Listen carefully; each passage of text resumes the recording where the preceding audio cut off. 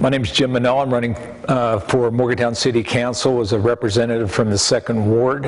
I'm a lifelong resident of Morgantown. Went to all the grade schools here, junior high, high school. I attended Potomac State College and West Virginia University. I was a third-generation businessman for 25 years here in Morgantown. My grandfather started the Army store in 1922. I have served on City Council in the past, serving 3 terms from 2001 to 2007.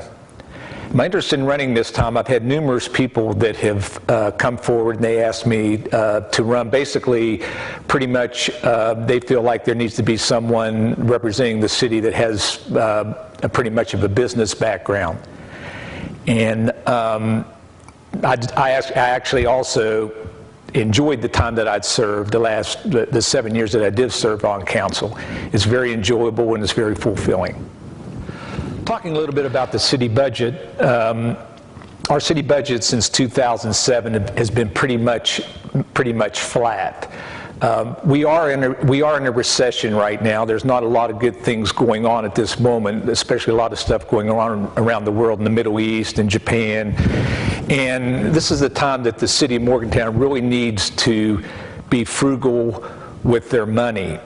They need to, the city needs to concentrate on their core basics. They need to concentrate on paving the streets is very important. This is pothole season, and I know everywhere I drive around the city now, I'm dodging them all over the place. The city relies on mainly their revenues. 50% of the revenues come from the B&O tax here in the city. Right now, that is flat.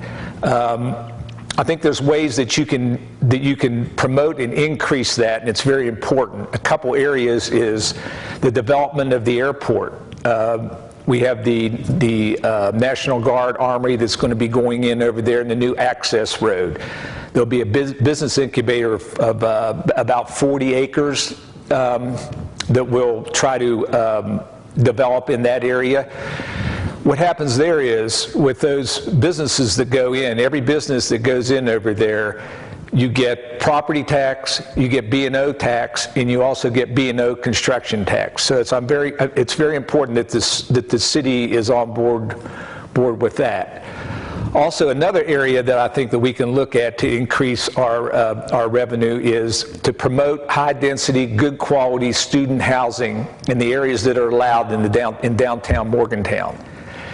That actually, there's a lot of areas where that would help. And also, again, you've got property tax, B&O tax, and B&O construction tax. It would definitely help our tax base in that area. Also, in this, the high-density student housing, and it's not something that's going to happen overnight. It would help the urban sprawl. It would help the neighborhoods out. And what it would do is it would bring the students back into town. They would be able to walk to class. They could take the other alternative transportation. And in the long run, that really would help on the traffic congestion we have here in downtown Morgantown. The vote by mail initiative taken this year by City Council, I applaud City Council for trying to find ways to try to get more people to get out to vote. I think it's a good idea to try that. And then I think council has been pushing basically 2 things. One is it's going to get more people to vote, and it's going to cost the city less money. Well, I've done some research on this, and it will not cost the city less money. In fact, it will end up costing the city more money. I think that there are different ideas that the city could have tried that would have been more conservative. This idea, my understanding, vote by mail, came from Oregon. Now, we're Morgantown, West Virginia. We're not Oregon. And I think some of the things that we could have initiated or tried, or at least to talk about, would have been maybe to change the date to the West Virginia primary. I know I talked with the county clerk, and she would have been on board on that. They're actually they get about 25% turnout on average for their voter turnout. It would cost the city less. It would cost the city not less, but half of what they are paying now. I also think that the vote by mail is just an opportunity for a lot of fraud. There's a lot of questions concerning the vote by mail. I went to the council meeting when they discussed this, and they had the Secretary of State's office there. And there was council people that were actually asking the Secretary of State individual all these questions. And the individual from the Secretary of State's office actually could not answer most all these questions. It's something that the city has jumped into too quick. They really haven't given it enough thought. Also, the way campaigning is. I know that this city basically 10% is, let's say that's about the average of what they get voter turnout. I don't know what their projection is. I asked City Council, well, what is the success rate of this? No one can answer that question. So basically what you're looking at here is, as someone running, you're looking at name recognition. You're looking at a lot of name recognition here. So candidates that are running are going to try to raise more money because that's what's going to get them name recognition, to advertise on the radio, in the newspaper, mailings, etc., just to get their name out there. Most of the people for the name that are the name recognition people are basically just going to vote for the name that they remember when they go to when they get their ballot in the mail, excuse me. It's not, you don't go to the polls anymore with this. And they're just going to remember a name and check it. They're probably not going to know much about the city issues. Think about the 10% of the people that have always voted in the past. Those are the people that pay attention. Those are the people that know what goes on in this city, and those are the people that know what needs to be done. On the town and gown relationship, it needs to be a 50-50 street. And the 7 years that I served, I feel kind of left out. Again, I'm a lifelong resident of Morgantown, and serving on council in those years, I just never really saw a 50-50 thing going on between the town and the university. I guess what kind of upsets me the most, there's a lot of stuff that the university does. It seemed like it just popped up right away in front of council. I'll give you a couple examples. One would be the daycare center, which is needed. The daycare center went in and out of Krebs Park. The city council didn't know anything at all about that. It went in. The people in the neighborhood really didn't like it. It seemed like it was a done deal before it even got to city council. And another deal that happened was that we had built a new fire station over near WVU, near Ruby Memorial Hospital. And actually, that benefits the hospital a lot.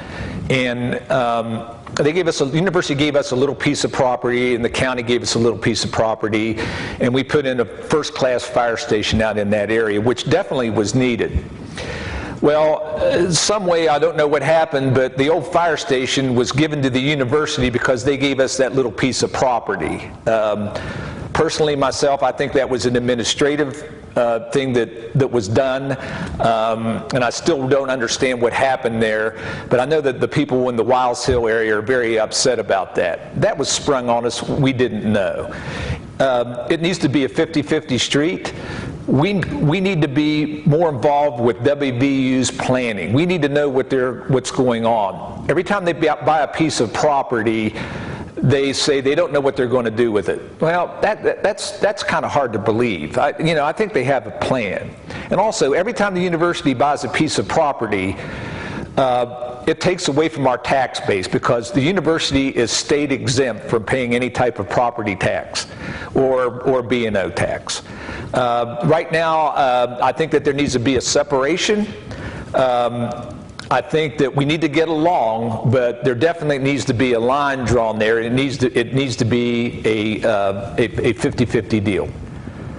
Part of my platform is I want to make sure that this city is fiscally sound.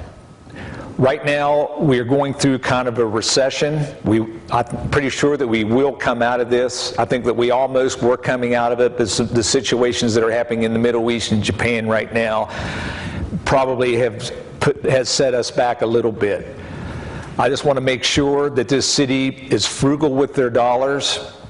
Again, the budget's been flat since '07. We've got to watch what we're doing with it. We got to watch increasing the payroll, hiring new people. We've got to pay attention and just be frugal. And being a businessman for 25 years, I think that I can bring that to City Council, and hopefully you'll elect me in this upcoming vote by mail. Now don't forget, the days to vote you'll have are April 9th to April 26th. Be sure that you don't throw your ballot away, you don't look at it as junk mail. This is your ballot, and mail it in. Thank you.